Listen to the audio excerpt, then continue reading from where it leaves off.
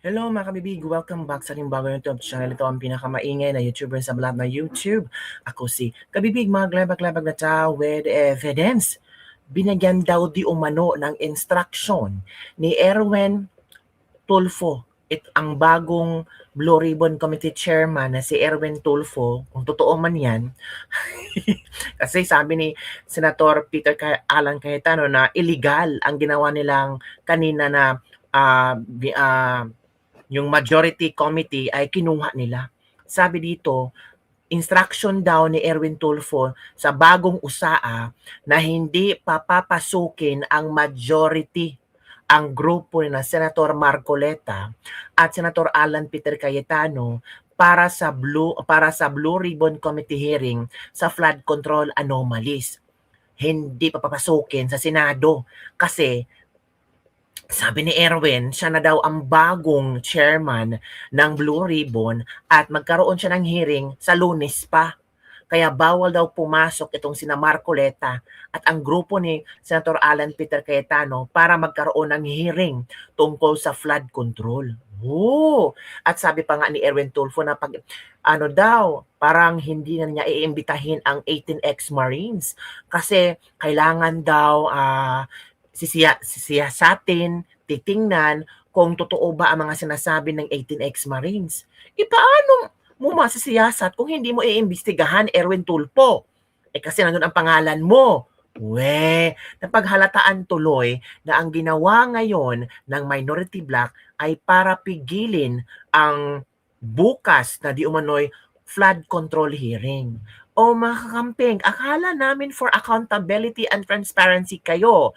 Para yatang love na love nyo ang ginawa ni Chis Escudero. Balita-balita si Chis Escudero na natakot. Naramdaman pala ni Senate President Alan Peter Cayetano na meron talagang isang mas masahol pa sa hudas ayon kay Camille Villar na huhudas sa kanila. At kanina, na-shock na lang tayo na si Chis Escudero. Sabi ng mga netizen, ito ang modern Judas Iscariote. Uy, grabe naman po kayo. Kaya yung mga statement ni Cheese, ay nako, pinagtatawanan na maraming netizen. Sabi ni Cheese, for unity daw siya. Bakit siya pumunta sa minority? Dapat sana nag-independent na lang siya. Pero hindi eh. O eto kabibig ha, ito ang chika. Kung saan, kasi bukas ang flood control Blue Ribbon Committee ay pagpatuloy talaga. Pero ayaw ni Erwin Tulfo kasi siya ang bagong chairman. At ang masusunod, ang bagong chairman daw. Sa Lunes na sila mag-hearing. Ay, bakit kayo mag-hearing, Erwin Tulfo? Sino ba iimbitahin nyo? Ayaw imbitahin ni Erwin Tulfo yata ang 18 ex-Marines kasi nandun ang pangalan niya sa affidavit. O, eto kabibig, eto ang chika. Share ko lang sa inyo ang nabasa kong chika, ha. Nasaan ba yun? Eto kabibig, ito ang nabasa ko. Nasaan ba yun? Trump, pambansang dalaga ng Pilipinas. USAA was instructed na hindi papapasukin sila Marcoleta. Erwin Tulfo claims he is the new BRC or Blue Ribbon Committee Chair because they are the new majority. Paano naging majority kayo? 12 lang. 'Di ba? 12-12 pa naman na. Hindi nyo kinount si Jinggoy at si Bato? Bakit expel na ba sila? Ano ba naman yan? Eto kabibig, nasan ba yun? Ito na. Pakinggan natin si Senator Alan Peter Cayetano, ha? Para hindi po tayo malito, especially po na napaka-importanteng araw ang bukas sapagkat maririnig na natin ang katotohanan sa Blue Ribbon Committee. So let's start with a biblical principle. Kung anong itatanim natin, yan ang ating aanihin. Mula sa ating pagka-musmos, di ba? Elementary pa lang, tinuturo sa atin yan. Kung anong ating itatanim, yan ating aanihin. Alala ko pa yung commercial nung 70s. Yung basurang tinapon mo, babalik din sa'yo. So yung commercial na yun, may nagtatapon ng basura, bumaha. Pumasok ulit sa bahay nila yung basura kasama yung baha. So ang flood control scam ay hindi nangyari by its own, by itself, no? Hindi ito nangyari na aksidente lang, no? It was a combination of greed, opportunity, minds who put their minds together and said, kayang gawin to. We will not be able to stop corruption in our country until we know the truth, we know how to stop a problem, and we know how to reform. Repentance is part of that. Maniniwala ho ba kayo na ang mastermind ng pinakamalaking corruption scam sa buong history ng Pilipinas ay panay opposition ang gumawa?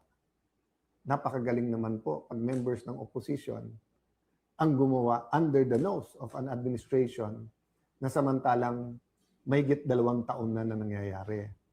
So we started, the majority and as Senate President, we started diplomacy po talaga. Wanted to work together. Number 1 priority is the economy. Number 2 po, yung pong impeachment dahil accountability. Pero kasama po yung ating priority, yung mga flood control issues at iba pang mga scams na bigyan ng tugon. Nabigyan na ng tsansa ang grupo ni Senator Lacson at Senator Soto. Kasama dyan sila Senator Win. Alam naman natin lahat na kailangan ay 13. So let me state this. Malacanang backing the move of the senators today and the other groups backing them, they will say anything and do anything to bend the law and basically susunugin na yung ating konstitusyon. So when I said a while ago that I am still the Senate President, the legitimate, the legal, moral Senate President, it's not about me, it's not about the position. Anytime po, pwede po ako mag-resign, pwede kong ibigay ito sa iba kung may 13. This is about democracy. This is about an independent Senate. This is about fighting corruption. You cannot say you love democracy, but walang checks and balance. Hindi pwedeng sabihin you love democracy, pero pag mali yung numero, invento na lang po tayo. I don't know how much time I have. There's so much I want to tell the Filipino people. Some of it you might think is very productive. Some of it you will think it's my thoughts. But let me tell you this from the bottom of my heart. God loves the Philippines. Ulitin ko po God loves the Philippines. So we have to take a step of faith. Sabi sa book of James, faith without action is dead. Patay ho ba ang ating paniniwala at pananampalataya? Kung mahal natin ang Pilipinas, we have to do something about it. Why do I say this? Well, first the Senate. 12, may quorum, samantalang malinaw sa Constitution, 13. Yung case na sinasabi na iba, continuing po yun. Nag-umpisa silang may quorum, umalis yung iba. Ito po, kahit saan nyo pong tignan, sa Constitution, mali. Sa rules po ng Senate, kailangan yung presiding officer, yung Senate President, kung hindi, yung Senate President Pro Tem, kung hindi, yung Majority Leader or yung Assistant Majority Leader. Wala po doon na nagsasabi kahit win ang pangalan mo, hindi po win yon. Wala po sa rules yon. Wala po yung 12. Alam po nung lahat yon. Pero ipalagay na po natin, yan ang theory nila at pagpipilitan nila. Siguro po kung Senado lang ang problema, then tuloy ang buhay natin. You know, life is so complicated. Existence in the Philippines is so hard that etong politika para sa politiko lang. But what happens to the impeachment? So sa impeachment ho ba ngayon, mag-aaresto ng 2, 4 pa? Para pag sinabi nilang 22, pwede ng 12. So pag 20 na lang o 18, pag 18 na tira, 12 na lang pwede mag-convict. At pagkatapos, paano pagka constitutional change na ang gagawin? At ayaw rin pumayag ng ibang senador. Ikukulong na rin po ba? Malinaw na malinaw po ang konstitusyon at rules po ng Senado. You cannot declare all positions vacant with a number of 12. You cannot even hold the session because walang quorum. Assuming may quorum, you need 12 to remove a Senate President and then you need 13 to remove a Senate President. Okay? Lilinawin ko po You need 12 for any position below the Senate President Pro Tem. So kahit anong chairmanship, majority actually pwede na. Kaya kahit 11 all, pag nawala yung isa, 10, 11, masusunod na yung 11. But for Senate President, for quorum, and for Senate President Pro Tem, you need 13. no? So, ilalaban po natin to, hindi dahil nilalaban nyo ang Senate presidency ni Alan Cayetano, hindi. Kundi dahil po mahalaga sa ang 1987 Constitution. Dahil po hindi ito isang pirasong papel lang. I'm issuing a memo to the Secretariat and to the Office of the Sergeant at Arms to keep the Senate open tomorrow. We will have the Blue Ribbon Committee. As Senate President, nasa authority ko po ang premises ng Senado.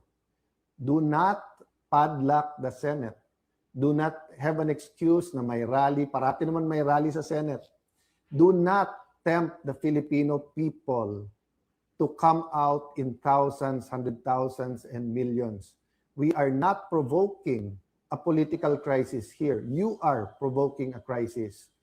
Sabi nila, trabaho yung issue. Pinalitan lang nila yung mga chairman, tapos in-adjourn din.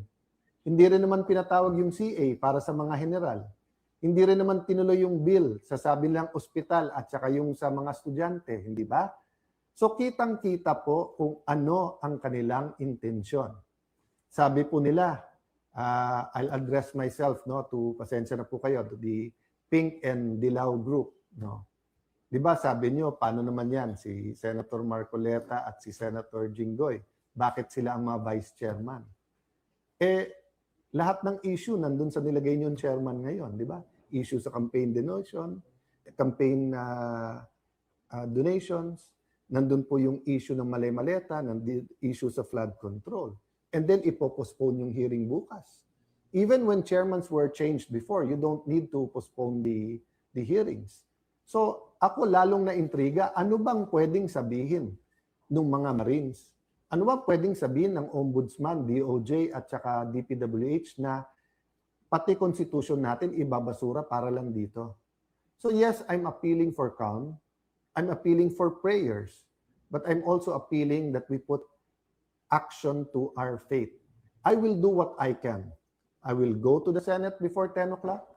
I will do what I can para buksan yung session hall at nandun po ang hearing natin.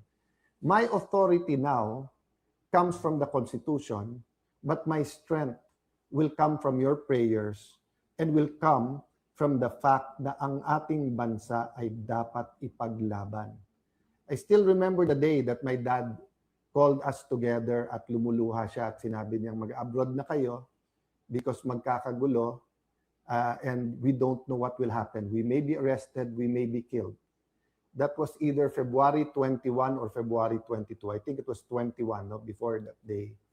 And we all hugged him and sabi namin, if you love your country, we love hindi ka namin iiwanan. So, malayo tayo sa crisis, mga kababayan. Malacanang, malayo tayo sa crisis. Why are we bringing it to a point of a political crisis na mahirap i-atras? The hearing is confined. So, yes, the notice of cancellation from the illegitimate, the illegitimate is not the committee. No, hindi ko ginagaya si Senator Erwin na ginagamit yung word na bastard kasi ngayon, whether or not you're a single parent, whether or not you're legitimate, tao ka pa rin. I'm talking illegitimate, meaning hindi siya legal. Senator Erwin is not the legal chairperson of the Blue Ribbon Committee. Okay, Senator Pia Cayetano is the chairperson because there was no quorum, there was no session under the law that took place. Daming issue sa Supreme Court, yung unprogrammed funds, yung legally 2025 budget.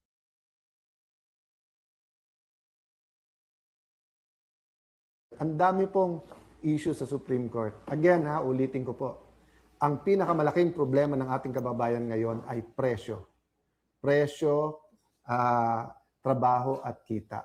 Dadagdagan pa ba natin? You have manufactured a crisis since May 11 by saying magulo kami.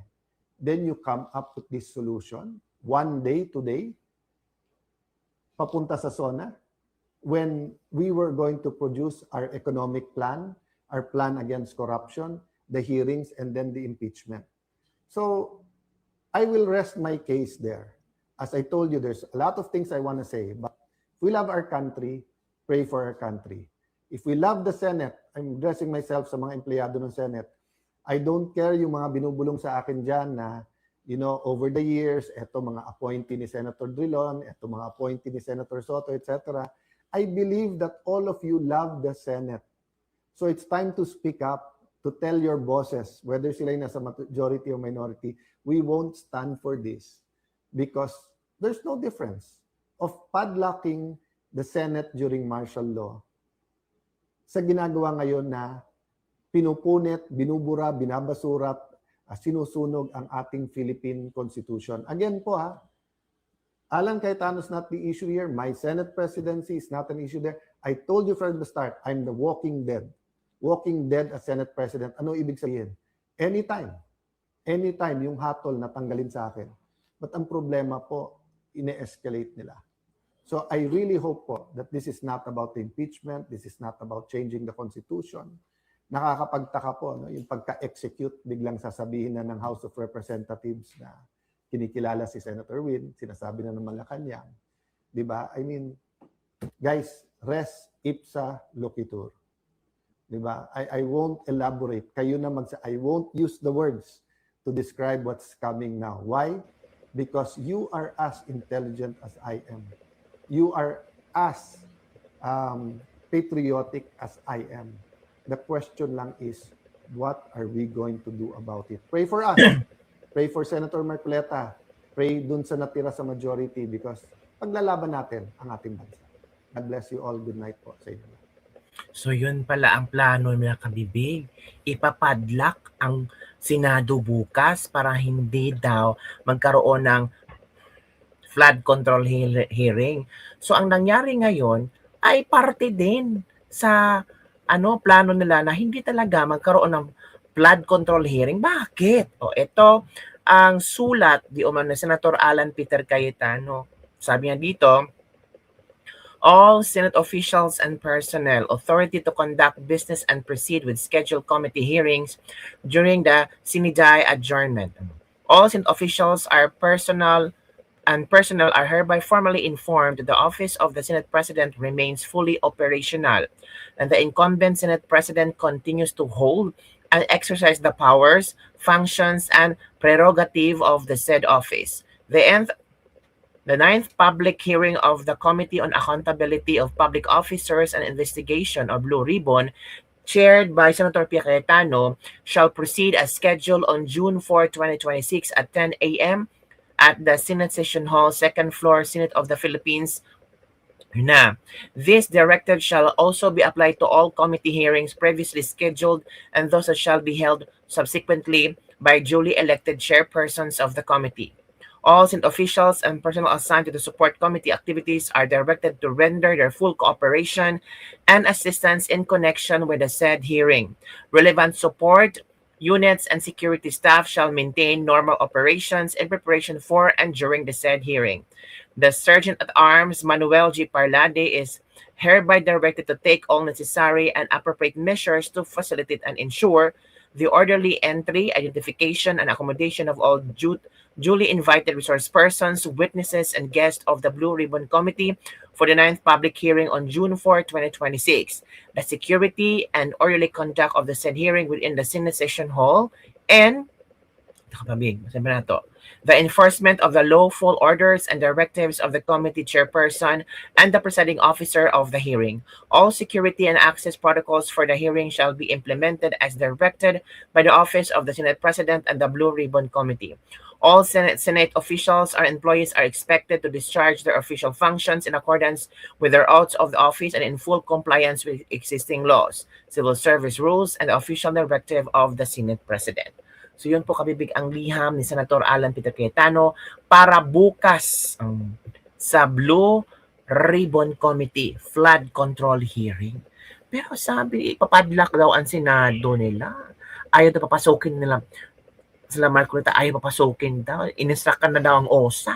Oy, huwag niyo pasokin dito Marcoleta ha. Ipadlock natin. Bakit papapadlock kayo dyan? Ay, naku kabibig. So ano kaya ang inyong reaction hinggil dito? comment down below, and don't forget to like, subscribe, and share this video para sa mga latest trending news na ating pag-usap-usapan. Grabe ang gulo ng Pilipinas. Politika. Pero walang progreso. Ay nako, grabe.